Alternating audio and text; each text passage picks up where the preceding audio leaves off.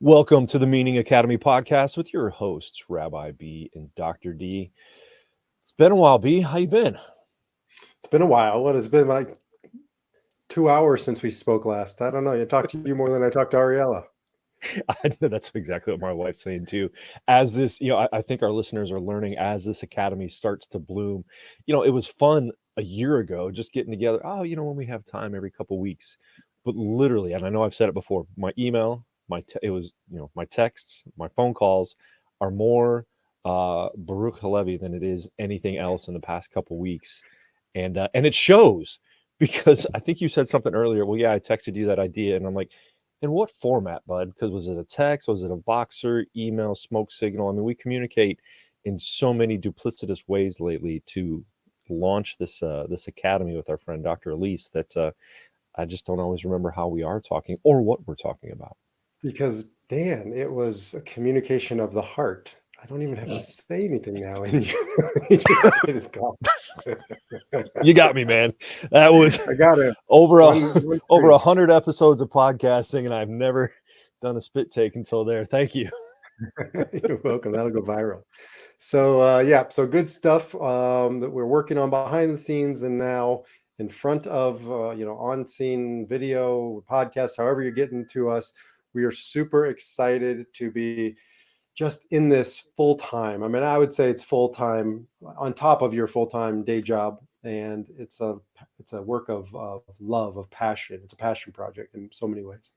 It is certainly a work of meaning. Yesterday hosted our, I believe, fourth meaning mastermind. It was beautiful to see the returning patrons, the returning meaning seekers interested in what we had to say, and talked all about one of my favorite quotes from Dr. Frankl, the ensuit of happiness, that you cannot pursue happiness or success, but that it must ensue from meaningful interactions and activities. So if you want to find out more about yesterday's conversation with our group of meaning seekers, hop on over to the Facebook page, The Meaning Academy. Then look for Meaning Seekers of the Meaning Academy, and come on over and join us in that conversation and interaction. It's been a lot of fun so far. Probably it's growing every day. A lot of people sharing, interacting, sharing some of the other podcasts they listen to. Good stuff going on over there. Well, let me just say I was a fly on the wall for that one. I was incapacitated and just listening, which is totally welcome. We welcome you to just drive your Hmm. car and turn off the video and listen or eat your lunch since it's over the lunch hour for many. But the bottom line was I took so much, it was interesting because I was thinking about three ways, three pathways to meaning, according to Frankl logotherapy, which is to the creative process, the Hmm. experience, and the attitude. And I was just experiencing meaning, just listening. And I thought about it. I felt like I lost myself for about an hour. I was really just immersed in everybody's insights and the conversation. It was really beautiful. So if you're interested in just receiving meaning, that's fine too. Jump over to the Meaning Mastermind next Thursday.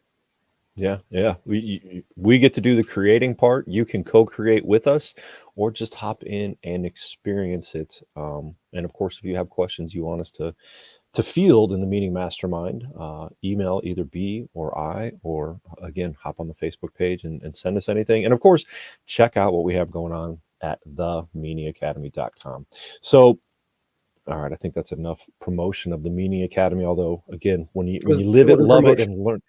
Right, that testimony. was an encouraging testimony, right? Because when you live it, love it, and learn it like we do on a daily basis, you can't help but talk about it. But how about we get a little cultural, a little modern day? I have had in the past couple weeks quite a few people mention their uh, experience, their concern. I believe one of our meaning seekers just a week or so ago brought up his research into AI, artificial intelligence. What do you think about this stuff, B? I don't know what I don't know. This is one of those Mhm. topics where A, I don't know, and B, I'm not that interested. Um, and yet it's also a topic where you can't not be interested. You must at Mhm. some level. So here's an example. My wife Ariella, and from the Enneagramnists among us, she's an Enneagram 4, which is the individualist, the romantic, the artist. She could not care less about things like artificial intelligence. Like, if there's a hierarchy of things she cares about, it's on the very bottom. And yet, she this week came to me and said, "Okay, what is this thing AI? What is Chat GPT? Is it GPT? GP? I GPT, I don't even believe. know. Yeah. And I don't even know the difference between Chat GPT and Open AI and all these things. But the point, though, is that even somebody like Ariella, and I'm sort of a notch above that, can't stay out. We have to have this conversation. Yeah, as the great author Malcolm Gladwell shared, everything in our culture either fades away or reaches a tipping point. And what I've seen is we're not there yet. We're not at that tipping point where AI has become ubiquitous in our days. But boy, sometimes it sure feels like it's getting there. We hear about it a lot. I've engaged in several conversations about Chat GPT. So maybe we take this from two directions. Of course, we look at it from the lens of meaning and logotherapy, and of course, existential analysis. But I also come at it from my childhood. I grew up a science fiction nerd, loved Star Wars. My first experience with AI, right? Those two robots in Star Wars, C3PO and R2D2, autonomous, walking around, having conversations, doing cool things, helping their human counterparts. And Star Wars was inhabited with a world of intelligent robots, androids, I think they were called. But So then my next I was gonna say experience, go ahead. my first experience was Teddy Ruxpin. Remember Teddy Ruxpin? That creepy bear. Well, didn't he have to have a cassette back there, or did he? I don't Boy, know. I don't I know if there just was a chip remember or a cassette. that was creepy, wasn't it? It was like the movie Ted, except it was, the creepy version. It was like really Right, like I except it just was, remember. yeah, it was really there. Yeah. It's kind of like Chucky with fur. Yeah, but your point though, and then my point is it's so primitive. I mean, it's just what we're Right. talking about then versus now.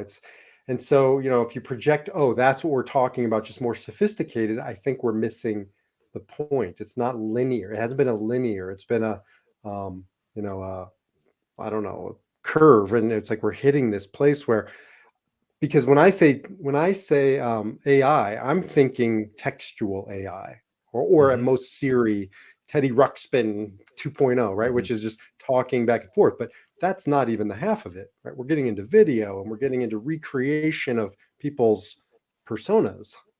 Yeah.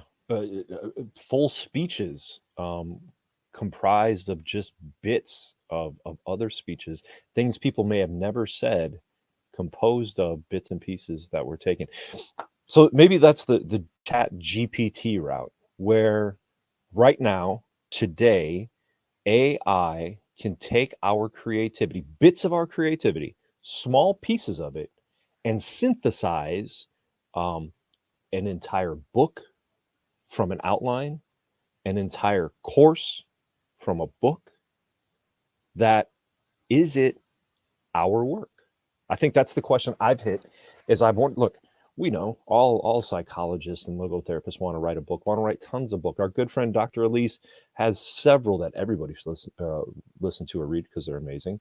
But the idea that now this process that I watched a while back, somebody was sharing that from a few bullet points, you can get an outline in ChatGPT. You feed it into the AI says, okay, here's your outline. From that outline, you feed in individual components into ChatGPT, and it'll write paragraphs and pages. And from those pages, it will create a book. So in my mind, you come up with a dozen words, and all of a sudden, you have a book created for you. But is it you? Is it your Right. thoughts? Yeah. It's a really deep conundrum. I mean, because my daughter, who's in freshman in high school, one of my daughters, a freshman in high school, Mhm. and her brother introduced her to ChatGPT, and she started using it for one of her papers. and she didn't really understand that that's plagiarism, right? So, and it's a fine line because she was working with her words and it was making them better. At what point is it no longer her? Is it no longer hers? Is it Hmm. now outsourcing it to something or someone else? And she's in a bit of a quandary. I mean, she turned in a paper where, like, I told her she needs to go talk to her teacher and talk through, because we're in uncharted territory of what's yours, what's you, and what's artificial. Right. And I would argue, in my experience as both a student and as a professor, plagiarism is taking somebody else's work, right? You cut and paste or excessively quote work that's already been done. What she did is to take from the AI, I will just refer to it as the AI from the chat GPT. And I mean, it was originally her ideas, but then augmented. So is it Well, plagiarism or, as you said, uncharted territory that we just don't even know how to define it yet? well, like for instance, I use Grammarly. I don't know if you're familiar with Grammarly, but it just Mhm. is it's a simple art AI where it fixes the commas and the periods, and also makes rearranges my sentences based on, better practice. And I hit accept sometimes. It's a fine line because, if it rearranges my words into a more palatable combination, I don't know. I've never thought about it as plagiarism. I'm not like consulting the Wikipedia but Mhm. it's, again, I say it 50 times, it's a fine line. Yeah. Well, so what I hear you saying is it all started with spell check. As soon as we had Spell spell check. check, right? As soon as spell check started correcting us, and then that was correcting our spelling. Then it became correcting our grammar. Now it's coming to writing entire books for us. So this is just a fact, but Grammarly keeps track of how many words you write. And in the past 18 months, you can tell I've had a lot of time on my hands. I've written 3 million words according to Grammarly. 3 million. I didn't even know. Now, most of them just are crap. Well, Just I being know because honest. they're all in my email. Right? That's all the. No, I'm kidding. I'm kidding. So are all those terrible emails um, you send me, Sadly for you, Grammarly doesn't check my emails. So if it did, it would be much more palatable. or your But texts. however, I not just because it's original doesn't mean it's good, or doesn't mean it's off. It Mhm. doesn't mean it's the best version. So it does help me discern a better version of myself, to really chip away at all the noise that doesn't feel like me, to get down to those, few 100,000 words over the course of a year and a half Mhm. that were really meaningful, that were really expressing my nuos, my soul, my spirit, my intention. Mhm. So there's a wonderful place for it. I don't want it to be like, oh, what two old codgers, ragging on these newfangled ideas. Ah, get off my lawn. Right, Yeah, and it's a I lot of guess them. that's it. I think it isn't just about two grumpy old bald men complaining from the loft about what's going on. It really becomes a moral or even ethical question of, where is the true spirit of the human being expressed, and where is it being taken over by these new forms of intelligence? And I know I've I have done the grumpy old man get off my lawn a couple times in the past few years as I read different books in our well, not necessarily in logotherapy, because all logotherapy books are pretty awesome right now, but a lot of business books or business self-help books, even self-help books. And I mentioned to my wife, this was just a couple months ago, I said, damn, every one of these things seems to be written by the same person or the same formula or the same ghostwriter. And I was just like, oh, now it makes sense. These were may have been, I don't know, maybe they were just poorly written, but maybe these were people on the cutting edge of chat GPT just spitting out words. um, but then I guess also that brings another question. I mean, how would chat GPT be different than just having a ghostwriter? It's a really great question. So my friend Samantha is a ghostwriter. Hey Sam, maybe you're listening. And And thanks for being in the meeting mastermind yesterday, Sam. Good to see you. she's now a meaning seeker as well. So Sam is an artist, because I've witnessed her Mm. work. She works a lot with my sister, who's sort of works with Sam and delivers the ideas, and Sam sort of the pottery and the wheel and the clay, and my sister sort of gives her the clay, and there's this beautiful dance they do. So it's different in that there is artistry, right? There is an originality, and I Okay, think feel like that's let, what's. Go ahead. Go ahead. go. I was going to say, let me be the foil to that. Let me argue that because what we are seeing out there is art, images, paintings, illustrations created by AI. And now I'll be honest, I don't know a darn thing about how that happens. I don't know if you plug in a couple words and it spits out a picture, but AI is creating art. Well, it begs the deeper question of what's art. Hmm. You can call it art. I took my kids to New York City 5 years ago or something. They were still relatively young. We were at Central Park. A bunch of tourists grabbed by an artist, quote unquote, who sketched our pictures, and they're perfect. Like they're just Mm. perfect. I mean, really, it was amazing. And my daughter thought, this person must be a world famous artist. And because the art is so perfect. And I paid him $50 or whatever the rate was. That's not world famous art. That's manufactured art, right? Hmm. Because world famous art may not look that pretty, may not look that neat and tidy, right? You pay for a Picasso, you're not paying for is it perfectly crafted? You're paying for Hmm. something else. Yeah.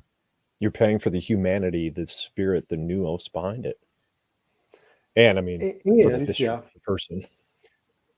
So have you ever heard of author, psychiatrist David Hawkins? I have not. He was a contemporary of Frankel's. It's surprising to me that he doesn't seem to reference Frankel, but Hawkins did a lot of crossover work in psychiatry, psychology, and spirituality. And I think he's the one who developed muscle testing, where you can push down on somebody's arm if they're telling a lie and it's much harder to resist. Those types of things where there's actual energy exchanged in these transactions, in these interchanges, and some words have a higher vibration. He's done scientifically validated measurements on some words like have higher vibration and some words have a lower vibration. So if you say Mhm. to your kid, right, you're a jerk, energetically, like that child just diminishes. Mm. That's not shocking. But what's Mhm. interesting is he starts measuring the intention that goes into a product, that goes into a company. Some companies vibrate at a higher level because their Mhm. intention isn't to swindle you. It's to Mhm. actually contribute something meaningful. And so Mhm. I think that that's where we're going with this is you're going to be able to empirically feel the difference. Now, maybe I'm naive. Maybe it's going to be, hey, B, we can fool you, right? We'll fool Mhm. you and you'll think, but I don't know. I know when I'm around a person who's a fraud or a phony or too polished, and I'm missing the nuance. I'm missing the spark. Yeah, that's an interesting point. Upcoming in the next few weeks on the Meaning Project podcast, I spoke to Dr. Dennis Tansley about his work in prospect theory. And basically, prospect theory, Nobel Prize winning theory, pretty much used in marketing that, oh, I'm going to botch this. You should listen to the podcast later. But if you use the negative in certain situations, it resonates more than if you use the positive. But if we mix that kind of science with AI, if we mix, you and I listened to a great podcast with Tim Ferriss and Seth Godin recently, and that idea, if you take surveillance capitalism, what I refer to often as the almighty algorithm, and you mix it with AI, we will reach this point where we are constantly being sold things with a much more intelligent bent on making us buy. Yes, it's was Chief Justice Potter in the 70s said about pornography, famous statement. It's hard to Mm. describe, but you know it when you see it, When you see it. right? And I feel like that's sort of what we're in the realm of AI because I just have a hard time naming it. I think in some ways, yeah. So this book I'm reading by David Hawkins called Force versus Power, great book. And Mhm. he talks about Roger Bannister, the famous runner who broke the 4 minute mile. 4 minute And mile, yeah. prior to Bannister, it was thought to be impossible. It just, there was no frame of reference for it. And then he did it. And then all of a sudden it just became, now it's the new standard. A high schooler runs 4-minute mile, right? So it's like this paradigm shift where we can't know what we can't know until we know it, until somebody breaks it, until, the iPhone is in our hand, Hmm. whatever the paradigm shift is. Yeah, so let's talk about that paradigm shift because, after Star Wars, the next introduction on screen I had with AI was the famous, everybody knows this one, the Terminator. Arnold Schwarzenegger walking around as a giant, threatening, indestructible robot bent on killing one individual person. I believe it was Sarah Connor, coming back through time to seek her and terminate her. I I think I was a young, I don't know when it came out. I'm not going to age myself, but that movie was terrifying, man. I mean, he was he was he was frightening. And then from there, a few years later, I believe in the late '90s, we go to the Matrix, where the Terminators grow and eventually start. We've used machines for a few decades now, and then all of a sudden, they start using us as batteries to they destroy the world and then start using us to power their AI intelligence. People are terrified of that truly happening. And is that the paradigm shift we Um, need to be worried about, or is it more okay? We'll have expanded creativity and a new sense of surveillance capitalism. I mean, look, grew up in the 80s, and I remember War Games with Matthew Broderick. That was Classic. terrifying. And that was the 80s. Like that was like just the beginning of this. And it was like not so inconceivable that if our nuclear arms are all on computer systems and the computer system gets out of control and takes over, it just launches. So I don't even think you have to go as far fetched as the Terminator Hmm. or Matrix, though that's where we're probably headed. I just think it's a simple like glitch that's maybe now no longer a glitch, but now there's an intention behind it. And yes, it's terrifying. However, I come back to Admiral William Crowe, who said, "In times like these, there have always been times like these." And I have to believe now. Again, maybe we are naive to say there are times like these because there have never been times like these. Except I think we do have paradigms for these, right? I think we do have examples of these paradigm shifts. The world is flat, the world is round, we're going to fall off the edge. I mean, the list goes on. And I just think this is where I come back to my logo philosophical view of the world. Control yourself. You can't Hmm. control your circumstances. Hmm. I'm reminded of the months leading up to throughout 1998 and 1999. The world is going to end. We can't do everything's going to fall apart. Why? Because we never programmed the computers to switch from 99 to the year 2000. They're all going to shut down. And many of us, you know, waited. Oh my goodness, my mother at that time, please, everybody, let's just come home for New Year's Eve. I want everybody to be here. Like, all right, mom, that's cool. We'll hang out with you for New Year's Eve, and everything wound up But being okay. let me tell you a story on that because I was living in Jerusalem, and people not only thought, I mean, for our young listeners, all three of them, who weren't around for that, people thought the world was, not only was the world going to come to an end from a technological perspective, but also from a religious perspective, because it was the year 2000, and it That's was right. somehow a monumental, meaningful, paradigm shift where for those who believe in Christ, Christ was coming back Hmm. to, the beginning of the end, Armageddon, whatever it was. I had a front row seat for Nut Job Central. Every every what was that, the asteroid folks, the Oh yeah, Hale-Bopp comet, oh yeah, yeah. Those right? people are waiting for the comet over in L.A. or something. Yeah, So they were, all those people were showing up because they had wanted a front Heaven's row Gate seat and all, was.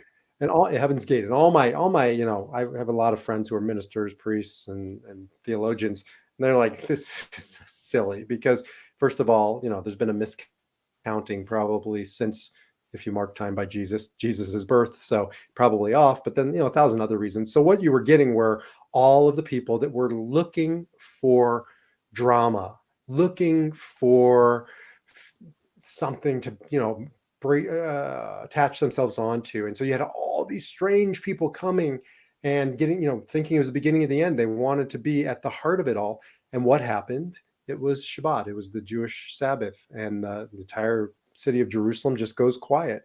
And it was New Year's Eve, and it was quiet. It was lovely. And we woke up the next day, and life went on. And that was always a paradigm for me, or a metaphor for me, that like there's always going to be this drama and this fear and this anxiety and all around all these world changes. And more often than not, it's kind of a yawn. It's like not really what we thought it was going to be. And when I hear you say drama and well, the drama that people seek during those times, I mean, in some ways, aren't they just seeking meaning and finding it in probably the most unhealthy way possible? Well, Whereas if are they they? were Are to, they? I don't know, I guess as I hear you say that, I wonder, are I these, think they're seeking suffering. I think, to our, oh, our doctors, Dr. Frankel's point of view, I think they're trying to, it's sort of like this sort of emotional cutting or spiritual cutting, or, trying to mm, like hurt themselves, get into the suffering. It just felt to me gratuitous. mhm. All this drama around Y2K, whether you were a techie or whether you were a religious fanatic, it felt gratuitous. It felt self-immolating, kind of a self-induced suffering. Yeah.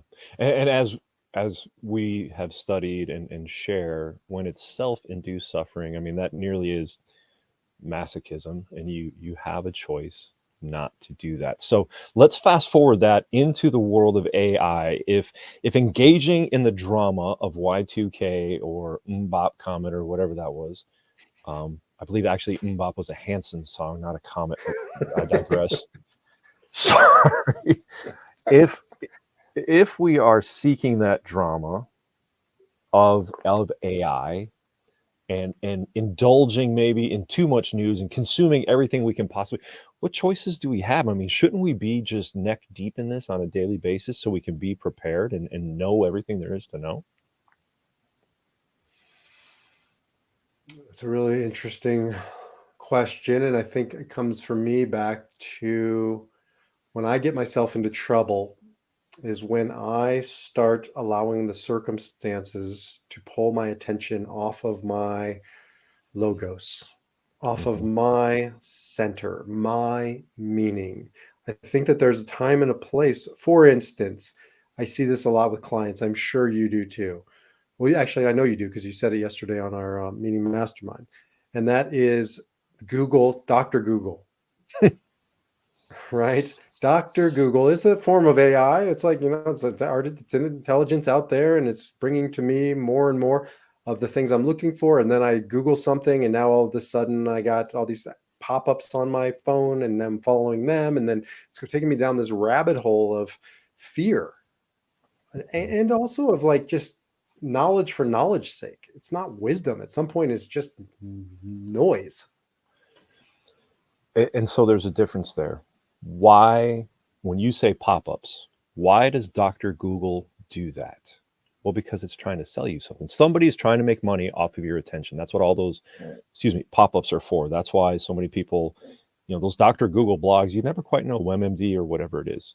And so, what I instruct clients to do is, hey, if you want to know, go find somebody that doesn't have a vested interest, a financial interest, in letting you know, right? And very often those are good podcasts with scientists or doctors or logotherapists or books, rather than, whenever you start seeing pop-ups. I hope we don't have any pop-ups on our podcast now. I'm really scared.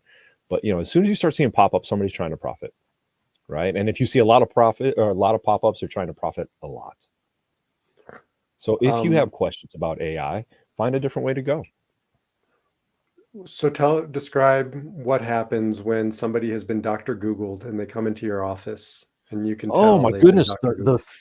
the fear, right? Because they're sold this bill of goods, and in our human experience, we want to understand, right? And one of the best ways to understand is to simplify. Another way to say simplify is, unfortunately, reduce. We reduce our symptoms, our humanity, to a label, and then we say, I am that. And as B says, no, you have to defy that. You have to defy your number, defy your letter, defy your label, and try to understand who you are as a human and what you're going through. You very well may be suffering from bipolar disorder or schizophrenia. Statistically, the chances are pretty limited. What you may be struggling with is an existential crisis of growing old, losing a job, struggling with life, having kids move. There may be positives in there as well, but we have to understand the person as an entire human and not just do that one on one research with Dr. Google that's going to feed us all the answers, some of which may not be right. So I have a personal experience around this. I know it's not exactly AI, but I feel like we're on topic still. And that is, I have tinnitus. I don't know how you say Hmm. it, but it's a thing. It's a ringing. It's a constant ring. I've had it for a few years. And at first I started doing the Dr. Google thing. I started researching, and there's like a billion and one reasons, a billion and one recipes, remedies, and I tried most of them. None of them worked. Then you start going down this fear spiral. Brene Brown calls it the shame spiral. Like, what did I do wrong? What's wrong with me? Am I going to die? Oh my God, I'm going to lose my hearing. I'm not going to be able to be on these meeting masterminds and learn from Dr. Dan. Like, life is going to be meaningless. All these things. And then I come back to my logo philosophy, my way of living in the world, which says I can't control those circumstances. I mean, take care of yourself. Like, don't chalk it up to, hey, there's nothing I can do, so party hard. So I take care of myself. I do what I can. There's no remedy that I can find. And I now use the ringing whenever I become conscious, because most of the times I'm not. I think of the work of Frankel, and I think of, okay, there's a suffering here. No, it's not a Holocaust, but it is a constant grating on my nerves, unless I take back my power to choose my response. And so now I have my little game I play with it, where I thank it. They're ringing. Thank you. Ding, ding, ding. I'm in the corner and I'm going back into the arena. And it's reminding me that my life is finite. And that bell, I think of it as the bell, in Rocky. Ding, ding, ding. Get out there, kid. Do your work. Contribute to the world. And so I've turned it around. And I wouldn't say I like it. I'd be happy if anybody knows of the solution, send it to me. However, I've taken back what's mine. And Hmm. that's what I keep coming back to with AI. I keep coming back to what's mine and nobody can take from me, because I don't know what that thing is. Hmm. I was just thinking that. I mean, what a great story. Even in the worst circumstances, life still has meaning. And tinnitus, whatever you call it, again, isn't a concentration camp, but it's incredibly frustrating, right? But to turn that into achievement or a recognition or a signal to do something different, I believe we can do the same thing with AI, right? We can learn, we can grow, and again, I would say if you're going to learn well, find the experts, not the garbage on Dr. Google or Google AI, but the likes of Lex Friedman and his podcast. He's an award-winning AI scientist, an amazing podcast. Great books out there on it. Educate yourself, but then also recognize you have the power to choose. We cannot control whether or not AI devolves into the Terminator and the Matrix, but we can choose how we live today. We can choose our attitudes. We can choose to go be creative. We can choose to experience and learn from it. We can't control the circumstances, and that's okay. That's okay. And that's true every single day. And it was true before AI, and it was true regardless of AI. You live on a rock in outer space waiting to die. Like, what do you control? Really, what do you control? You don't control the rotation of the earth. You don't. My kid, when he was really little, says, I just learned at school we're all going to die. The sun's going to burn out in like a billion years, right? Like, yes, there's always things we can focus on that are outside of our control. So, like, go sit in the sun and get a nice suntan and enjoy it while it lasts, because that's all you control. Yep. Or as the Stoics tell us, So that was contemplate death. actually that was Memento actually a mori. recommendation. That was actually a Yes, recommendation, Dan. Go out in the get sun out and in the get a sun. suntan. Get something. It's beautiful out here. I almost ran the podcast from outside, but um, yeah, there are things you can do every day. Go out there, get a suntan, go enjoy friends, family, more podcasts from Rabbi B and Dr. D and the Meaning Academy and all that good stuff. AI, it's here to stay. It's gonna grow. Again, I blame spell check because that's where it all started. Oh, that And orange one? now I remember that orange thing. Remember that? the orange thing, what are you Yeah, it was talking like about? it was from the 80s. You put in the word and it tells you all about the word. I forgot. It was like, it was like Simon. We had Teddy Ruxpin. We had Oh, that spell check thing. yeah. Wow, Let's that do a was whole fun. episode on 80s technology because that would be fun. Has Well, nothing to I do with mean, nothing. we've already promised to do an entire episode on what was it, meaningful movies. How did that even come up? Because The Running Man really hit us with a great movie Yeah. to review. The Running Man. Oh, by the way, it was Wow. called Speak and Spell. Remember Speak and Speak and Spell? That spell. was it. Hmm. Yeah. Anyways, we're gonna do an 80s show. We're gonna do, but a real one that we should do is the beauty and blessings of AI because there's amazing things that are happening with AI, Right. and I won't go into them right now. However, I want to come back to our work as a logos driven community, meaning centered community, is to go out into the even the most difficult, challenging of subjects or situations and discover the sparks, discover the logos, discover the Mhm. meaning. It's there. Our job is to discover it. And that's what we do here. Absolutely. That's what we do here because I had somebody throw out a new logo word for us, B, because we are logo coaches and we want to share our logo philosophy. And I'm going to go eat a logo peanut butter and jelly sandwich after this. We're starting to throw logo in front of too many words, but we'll get there. So back to the point, right? AI is here to stay. It's either going to become R2D2 and C3PO and help our days and our lives become better, or it's going to become the Terminator and the Matrix and we're all going to die anyway. What are you going to do Or it's about going it to be today? Y2K and it's going to be a big yawn and we'll adapt it to our life and life goes on. Absolutely. So agreed. It's going to be better, worse, or still the same. What are you going to do with your days here? That's right. Go out there, find meaning, enjoy, discover. Well, brother, the running man is now 6 minutes over his run. So Oh man. we're gonna call it a day here, and we're going to ask everybody to continue to join us, meet us over at the Meaning Academy, the meaningacademy.com. Got so many websites in my life. The meaningacademy.com or our Facebook group. We have a private group that we would love for our meaning seekers to meet us over and continue the conversations, whether it's the Meaning Mastermind. Thursday, we'll continue the conversation in the Facebook group, or when you listen to this podcast, jump over and join us. Yep, Until that's the it. next time, what's our sign off? Get out there and live a life of meaning, purpose, and resilience.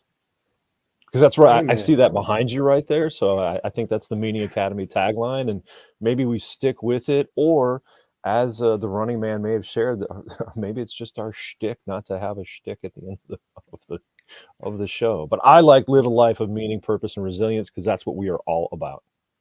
And if you stuck around to the very end, let's give them our little meaning moment so they can email us and connect with us and tell us they stuck around. What's our takeaway today? Dang, man, totally threw me off. What is your first encounter with AI? I shared a Ooh, couple of mine. We kind of joked about spell check and speaking. What was it? Say and speak, whatever that thing is. speak and spell. You are Teddy so old, Ruxpin. B. I tell you, Teddy Ruxpin, calculators, the abacus. The abacus may have been the first one, and I don't know. Now I'm just getting a little silly.